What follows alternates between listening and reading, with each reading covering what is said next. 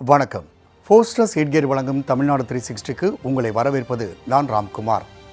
தமிழகத்தில் உள்ள அனைத்து மாவட்ட நிகழ்வுகளையும் விரிவாக பார்ப்பதற்கு முன் தலைப்புச் செய்திகளை பார்க்கலாம்.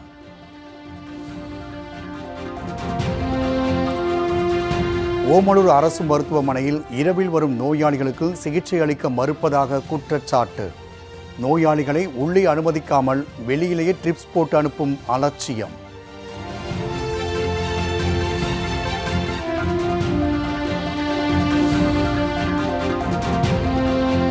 தூத்துக்குடியில் கடந்த ஆண்டு பெய்த மழைநீர் வடியாமல் கழிவு நீராய் தேங்கி ஆவலம். நோய் தொற்று பரவி வருவதால் அவதிக்குள்ளாகும் பொதுமக்கள்.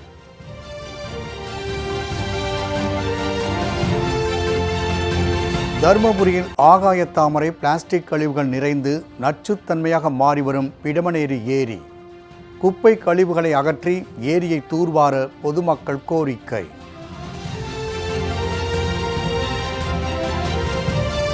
இரத்த குழாய் அடைப்பு பிரச்சினைக்கு ஐவிசி ஃபில்டர் என்ற உயரிய சிகிச்சை.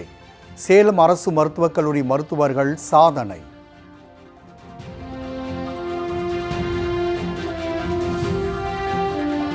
சீர்காழி அருகே மரபு அறக்கட்டளை என்ற பெயரில் பெண்களுக்கு இலவச தையல் பயிற்சி, இலவச குடிநீர் உள்ளிட்ட பல்வேறு சமூக சேவைகள் குறித்து விளக்கும் செய்தி தொகுப்பு.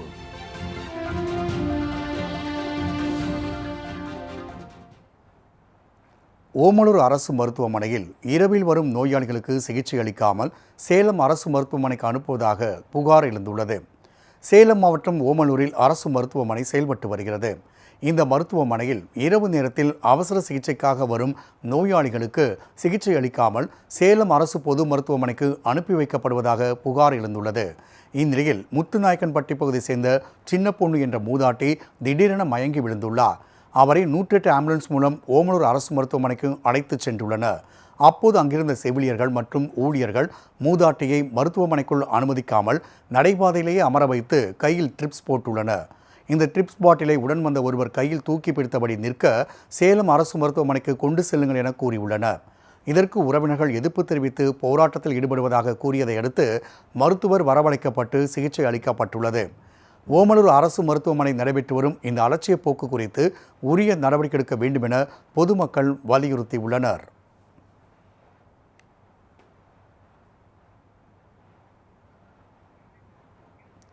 தூத்துக்குடி மாவட்டத்தில் கடந்த ஆண்டு பெய்த மழையின் தாக்கம் இன்றும் எதிரொலித்த வண்ணமாக ஆங்காங்கே மழைநீர் தேங்கி மக்களுக்கு நோய் தொற்றை ஏற்படுத்தி வருகிறது.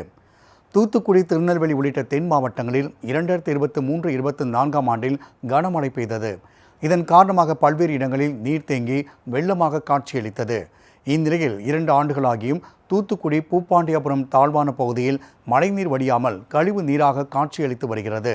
இதனால் அப்பகுதி மக்கள் கொசு தொல்லைக்கு ஆளாவதோடு பாம்பு உள்ளிட்ட விஷ ஜந்துக்களால் பாதிக்கப்படும் ஆபத்துக்குள்ளாகி உள்ளனர். மேலும் அப்பகுதியில் உள்ள வீடுகளின் உள்ளேயும் நீர் தேங்கி நிற்கும் நிலையில் பொதுமக்கள் செய்வதறியாது உள்ளனர். 2 ஆண்டுகளாக தொடர்ந்து வரும் இப்பிரச்சினை மாவட்ட நிர்வாகம் உடனடியாக தலையிட்டு உரிய நடவடிக்கை எடுக்க வேண்டும் என அப்பகுதி மக்கள் கோரிக்கை விடுத்துள்ளனர்.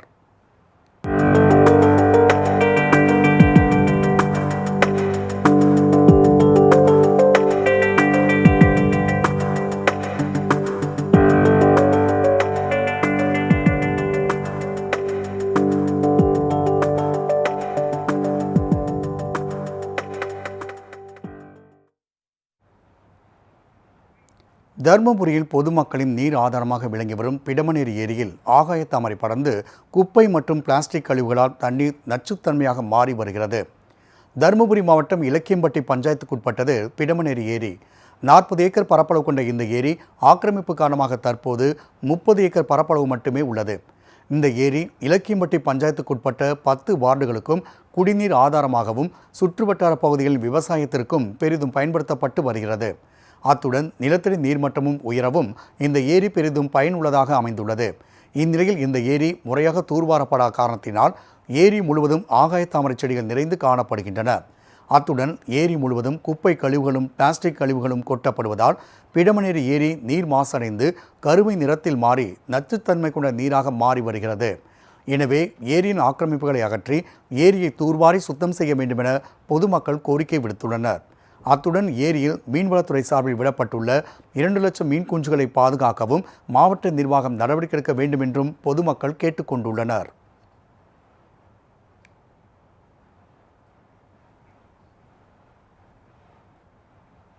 மயிலாடுதுறை மாவட்டத்தில் வீட்டின் மேற்கூரைகளுக்கு அருகில் உயர் மின்னழுத்த கம்பிகள் அமைக்கப்பட்டுள்ளதால் பொதுமக்கள் அச்சத்தில் வசித்து வருகின்றனர். மயிலாடுதுறை மாவட்டம் செம்மனார்கோவில் தாலுகாவுக்குட்பட்ட காளஹஸ்தினாபுரத்தில் 100க்கும் மேற்பட்ட குடும்பத்தோர் வசித்து வருகின்றனர். இந்நிலையில் இப்பகுதியில் உள்ள மின்னழுத்த கோபுரத்தின் கம்பிகள் தாழ்வாகவும் வீட்டின் மேற்கூரைக்கு மிக அருகிலும் அமைக்கப்பட்டுள்ளன. இதனால் காற்றடிக்கும் போது மின் கம்பிகள் உரசி தீப்பொறி ஏற்படுவதாகவும் எப்போதும் பயத்துடனேயே வசிப்பதாகவும் பொதுமக்கள் கவலை தெரிவிக்கின்றனர். இத்தகைய சூழலில் மின்கம்பியை வேறு இடத்தில் மாற்றக்கோரி மின் வாரியத்திற்கு பலமுறை மனு அளித்தும் அதிகாரிகள் நடவடிக்கை எடுக்காமல் இருப்பதாகவும் பொதுமக்கள் குற்றம் சாட்டுகின்றனர். இதுகுறித்து சம்பந்தப்பட்ட அதிகாரி உரிய நடவடிக்கை எடுக்க வேண்டும் என்றும் கோரிக்கை விடுக்கப்பட்டுள்ளது. 15 வீட்டுக்கும் எப்பவும் மழை காலங்களில் பயமாக இருக்குது. ஏன்னா லைனுக்கு கீழே குடியிருக்கிறதுனால எங்கள் வீட்டுக்கு எல்லா வீட்டுக்கும் பட்டா இருக்குது. இதை நாங்கள் பலமுறை இந்த லைனை மாற்றி கொடுங்க சொல்லிட்டு ஈபிக்கும் சொல்லி பார்த்துட்டோம். மற்றவங்கள்ட்ட எம்எல்ஏட்டெல்லாம் மனு கொடுத்து பார்த்தோம். யாரும் எந்த நடவடிக்கையும் எடுக்கலை.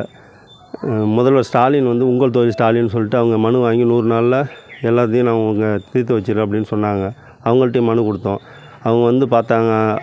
அவங்க ஃபார்வேர்டு பண்ணி விட்டாங்க, ஈபிக்கு ஃபார்வேர்டு பண்ணி விட்டாங்க. ஈபிலேருந்து பார்த்துட்டு இதுக்கு பணம் கட்டினா தான் நாங்கள் மாற்ற முடியும், நாங்கள் ஒன்றும் செய்ய முடியாது அப்படின்னு சொல்லிட்டு அவங்க திருப்பி அதை அனுப்பிவிட்டாங்க. அந்த மனு அனுப்பிவிட்டாங்க. இது வரைக்கும் எந்த நடவடிக்கையும் எடுக்கலை. இது முதல்வர் ஐயா அவங்க கவனத்தில் எடுத்து இது எங்களுக்கு இந்த லைனை வேறு இடத்துல மாற்றி கொடுக்கும்படி கேட்டுக்கொள்கிறோம். தருமபுரி மாவட்டத்தில் இயங்கி வரும் நுண்உர ஆலை பணிகளை அம்மாவட்ட ஆட்சியர் நேரில் ஆய்வு மேற்கொண்டார். தருமபுரி நகராட்சிக்குட்பட்ட மதிக்கோன்பாளையம் பகுதியில் தூய்மை இந்தியா இயக்கம் சார்பில் நுண்உர செயலாக்க மையம் செயல்பட்டு வருகிறது. ரூபாய் 61,76 லட்சம் ரூபாய் மதிப்பீட்டில் அமைக்கப்பட்டு தருமபுரி நகராட்சி நிர்வாகத்தால் நிர்வகிக்கப்படும் இம்மையத்தை ஆட்சியர் சதீஷ் நேரில் ஆய்வு செய்தார். ஆய்வின் போது மக்கும் குப்பை, மக்கா குப்பை ஆகியவற்றை இனம் பிரித்து கையாளும் முறைகள் குறித்து வினவினார். மேலும் மக்கும் குப்பையிலிருந்து காம்போஸ்ட் உரம் தயாரிக்கும் பணி குறித்தும் மக்கா குப்பைகளை மறுசுழற்சிக்கு அனுப்புவது தொடர்பான விவரங்கள் குறித்தும் ஆட்சியர் கேட்டறிந்தார். ஆய்வின் போது தருமபுரி நகராட்சி தலைவர் லட்சுமி, ஆணையாளர் சேகர் உள்ளிட்டோர் உடன் இருந்தனர்.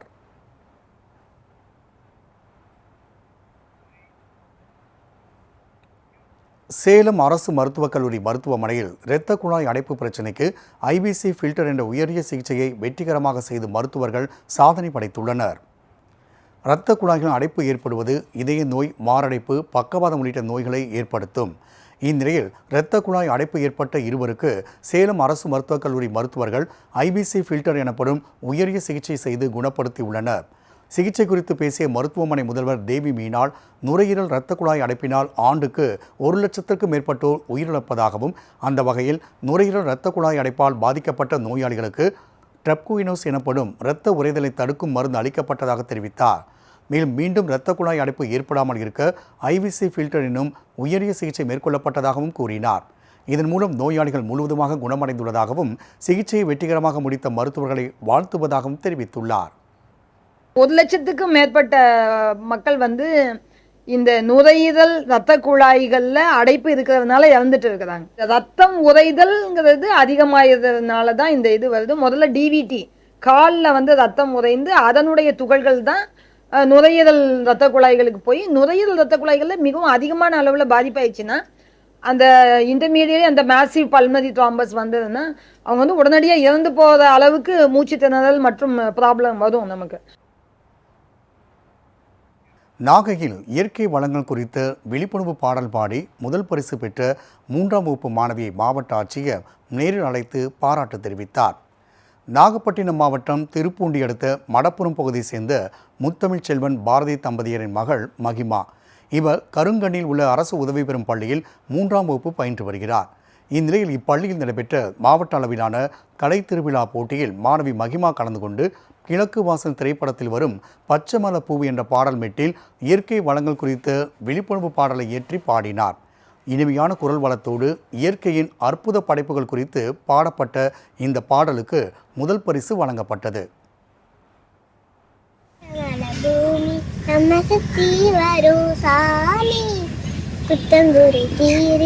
இது நல்லதொரு தீர்வு, அழகே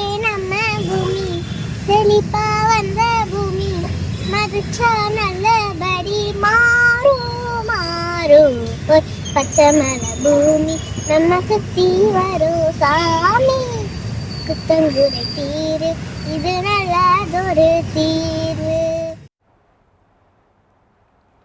இந்த பரிசை மாவட்ட ஆட்சியர் கரங்களால் பெற வேண்டும் என்று மாணவி விருப்பம் தெரிவித்த நிலையில் என்னை அறிந்த மாவட்ட ஆட்சியர் ஆகாஷ் மாணவியை நேரில் அழைத்து சான்றிதழை வழங்கி பாராட்டு தெரிவித்தார்.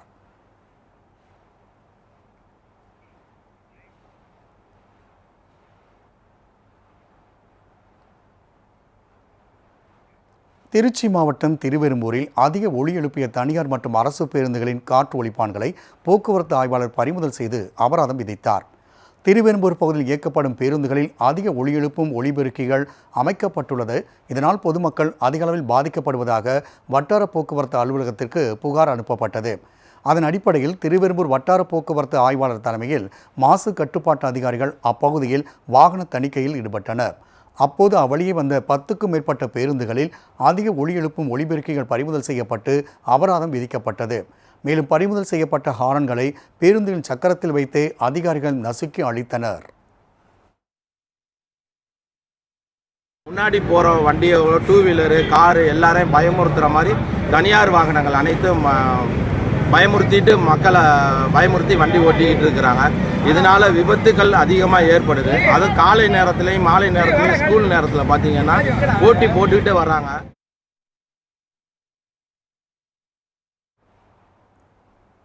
ராமநாதபுரத்தில் ரம்ஜான் நோன்பிற்கும் ஏழை எளியவர்கள் அப்பகுதி இளைஞர்கள் தேடிச் சென்று இலவசமாக உணவு வழங்கி வருகின்றனர். இஸ்லாமியரின் புனித கடமைகளில் ஒன்றான ரம்ஜான் மாதத்தில் உண்ணா நோன்பு தற்போது கடைபிடிக்கப்பட்டு வருகிறது. இந்நிலையில் ராமநாதபுரம் மாவட்டம் சின்னக்கடை பகுதியை சேர்ந்த 50க்கும் மேற்பட்ட இளைஞர்கள் ஒன்று சேர்ந்து ரம்ஜான் நோன்பிற்கும் நோன்பாளிகளுக்கு இலவசமாக உணவு வழங்கி வருகின்றனர். ரம்ஜான் நோன்பிற்கும் ஏழை எளியவர்கள், முதியவர்கள், உணவு சமைக்க வாய்ப்பு இல்லாதவர்கள், மருத்துவமனையில் சிகிச்சை பெற்று வருபவர்கள், இரவு நேர பணி செய்யும் காவலாளிகள், திடீர் பணிகளால் வெளியூர்களில் இருந்து தங்கியுள்ளவர்கள் என நோன்பு இருக்கும் அனைவருக்கும் உணவை வழங்கி வருகின்றனர். நாள் ஒன்றுக்கு 1 மூட்டை அரிசி, 100 கிலோ கறி ஆகியவற்றை பயன்படுத்தி 700க்கும் மேற்பட்டோருக்கு உணவு சமைக்கப்படுகிறது. சமைக்கப்பட்ட உணவை நள்ளிரவு 12 மணி முதல் அதிகாலை 3 மணி வரை உணவை தேடி சென்று இலவசமாக வழங்குகின்றனர். இந்த இளைஞர்களுக்கு பல்வேறு தரப்பிலிருந்தும் பாராட்டுகள் குவிந்து வருகிறது. சாப்பாடு இந்த நேரத்தில் இந்த சகர் நேரத்துக்கு யாருக்கும் அவ்வளோ இந்த சாப்பாடு கிடைக்காது.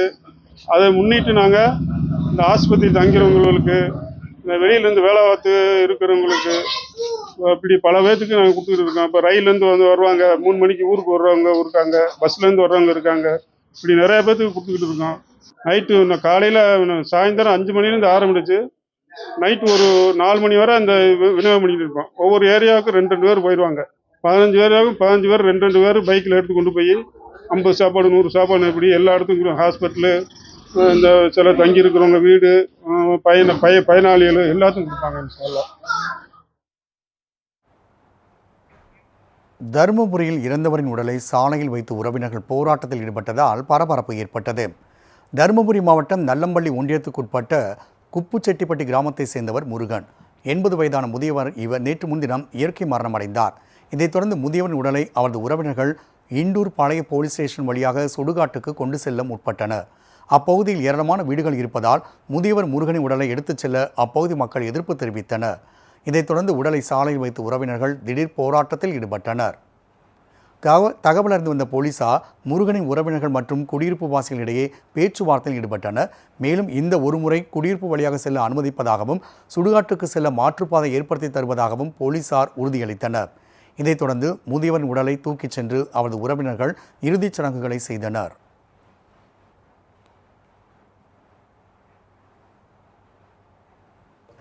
போஸ்டர்ஸ் எட்கரின் தமிழ்நாடு 360யில் அடுத்து வருவது உங்கள் ஊர் நிகழ்வுகளை விரைவாக வழங்கும் உள்ளூர் எக்ஸ்பிரஸ்.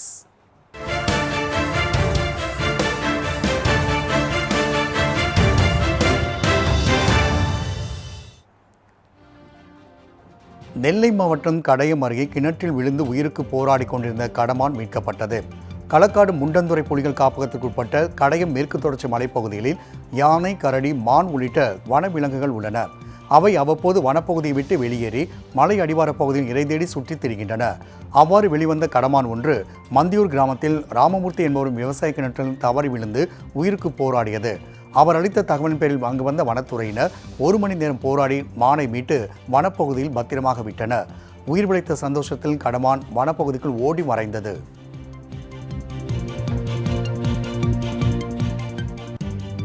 சேலம் மாவட்டம் ஜலகண்டாபுரம் பேரூராட்சி சாலையின் முன்பகுதியில் சாக்கடை நீர் பெருக்கெடுத்து ஓடுவதால் அப்பகுதி மக்கள் அவதியடைந்துள்ளனர். ஜலகண்டாபுரம் பேரூராட்சிக்கு முன்பகுதி மற்றும் 4 வீதிகளில் சாக்கடைகளின் அடைப்பு ஏற்பட்டு கழிவு நீரானது சாலையில் பெருக்கெடுத்து ஓடுவதால் துர்நாற்றம் வீசுவதோடு சுகாதார சீர்கேடு ஏற்படுவதாக அப்பகுதி மக்கள் தெரிவிக்கின்றனர். இதுகுறித்து பேரூராட்சி நிர்வாகத்திடம் பலமுறை புகார் அளித்தும் எவ்வித நடவடிக்கையும் மேற்கொள்ளவில்லை என குற்றம் சாட்டும் அப்பகுதி மக்கள் விரைந்து நடவடிக்கை எடுக்க வேண்டும் என கோரிக்கை வைத்துள்ளனர். நாகப்பட்டினம் மாவட்டம் கீழ்வேலூரில் மாசி பௌர்ணமியை முன்னிட்டு அஞ்சுவட்டத்தம்மன் கோவிலில் 1008 லிட்டர் மகா பாலாபிஷேகம் நடைபெற்றது. கீழ்வேலூரில் அமைந்துள்ள அஞ்சுவட்டத்தம்மன் கோவிலில் 500க்கும் மேற்பட்ட பெண்கள் மஞ்சள் ஆடை உடுத்தி 4 வீதிகள் வழியாக பால் குடத்தை சுமந்து ஊர்வலமாக வந்தனர். பின்னர் அஞ்சுவட்டத்தம்மனுக்கு பாலாபிஷேகம் செய்யப்பட்டு மகா தீபாராதனை காண்பிக்கப்பட்டது. இதில் திரளான பக்தர்கள் கலந்து கொண்டு சாமி தரிசனம் செய்தனர்.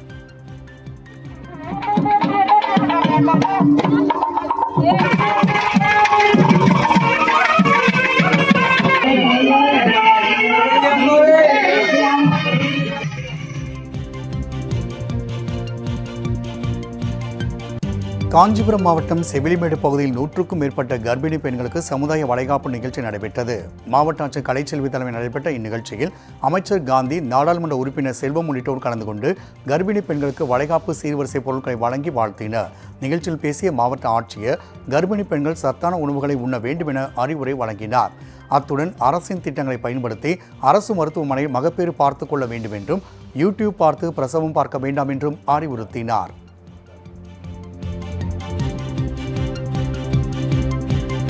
கிருஷ்ணகிரி மாவட்டம் அஞ்சட்டி அருகே உள்ள சிவலிங்கேஸ்வர சுவாமி கோவிலில் 86வது தேரோட்டம் வெகு விமர்சையாக நடைபெற்றது. தேவகவுண்டன் என்ற மலை கிராமத்தில் அமைந்துள்ள இந்த கோவிலில் திருத்தேரோட்ட உற்சவம் கணபதி பூஜையோடு தொடங்கியது. இதையடுத்து சாமிக்கு சிறப்பு அபிஷேக ஆராதனைகள் நடத்தப்பட்டு உற்சவமூர்த்தி சப்பரத்தில் பக்தர்களுக்கு காட்சியளித்தார். தொடர்ந்து விழாவில் கலந்து கொண்ட பக்தர்கள் வடம்பிடித்து இழுத்து சாமி தரிசனம் செய்தனர். இதில் தமிழகம் மட்டுமல்லாது பிற மாநிலங்களிலிருந்தும் பலர் கலந்து கொண்டனர். ராமநாதபுரம் மாவட்டம் உச்சிப்புலி அருகே அமைந்துள்ள பிரசித்தி பெற்ற செல்லியம்மன் கோவிலில் பூச்சொரிதல் விழா வெகு விமர்சையாக நடைபெற்றது. வலசை கிராமத்தில் அமைந்துள்ள செல்லியம்மன் கோவில் திருவிழா கடந்த 5ஆம் தேதி காப்பு கட்டுதலோடு தொடங்கியது. தொடர்ந்து நாள்தோறும் பல்வேறு நிகழ்ச்சிகள் நடைபெற்ற நிலையில் 10ஆம் நாளான இன்று சுற்றுவட்டார பகுதி பெண்கள் ஏராளமானோர் தலையில் பூத்தட்டு ஏந்தி ஊர்வலமாக கரகம் எடுத்து வந்து அம்மனுக்கு படைத்து வழிபட்டனர். நாமக்கல் அருகே அமைந்துள்ள மேட்டுப்பட்டி சிவ ஆலயத்தில் மூலவர் சிவலிங்கம் மீது சூரிய ஒளி விடும் அதிசய நிகழ்வை பக்தர்கள் வழிபட்டனர். நாமக்கல் திருச்சி சாலையில் சிவகாமி அம்பாள் சமேத சிதம்பரேஸ்வரர் கோவில் அமைந்துள்ளது. ஒவ்வொரு ஆண்டும் மாசி மாதத்தில் கோவில் வெளிவாசலிலிருந்து சுமார் 40 அடி தூரத்தில் அமைந்துள்ள கருவறையில் சிவலிங்கம் மீது சூரிய ஒளிக்கதிர்கள் விழுவது இக்கோவிலின் சிறப்பாகும். அதன்படி இந்த ஆண்டு நடந்த இந்த அபூர்வ நிகழ்வை பக்தர்கள் கண்டு வழிபட்டனர். இதனைத் தொடர்ந்து சுவாமிக்கு சிறப்பு அபிஷேகம் செய்யப்பட்டு அலங்காரம் நடைபெற்றது. கடலூர் மாவட்டம் பண்ருட்டியில் சொத்து வரி செலுத்தாத தொழில் அதிபர் வீட்டின் முன்பாக நகராட்சி ஊழியர்கள் ஜேசிபியுடன் போராட்டத்தில் ஈடுபட்டதால் பரபரப்பு ஏற்பட்டது. அங்குள்ள அனைத்து வார்டுகளிலும் நகராட்சிக்கு செலுத்த வேண்டிய வரி பாக்கியை நகராட்சி ஊழியர்கள் தீவிரமாக வசூலித்து வருகின்றனர். இந்நிலையில் சோமேஸ்வரன் கோவில் தெருவை சேர்ந்த தொழில் அதிபர் சத்தியமூர்த்தி என்பவர் 3 ஆண்டுகளாக சொத்து வரி செலுத்தவில்லை என கூறப்படுகின்றது. அவரின் வீட்டின் முன்பு தர்ணாவில் ஈடுபட்ட நகராட்சி ஊழியர்கள் ஜேசிபி கொண்டு வீட்டு வாசல் முன்பிருந்த கழிவுநீர் கால்வாய் மேல் போடப்பட்டிருந்த ஸ்லாபை உடைத்து வரி வசூலில் ஈடுபட்டனர். சொத்து வரி கட்ட தொழிலதிபர் வீட்டில் நகராட்சி நோட்டீஸ் ஒட்டியும் அவர் வரி கட்டவில்லை என்பது குறிப்பிடத்தக்கது.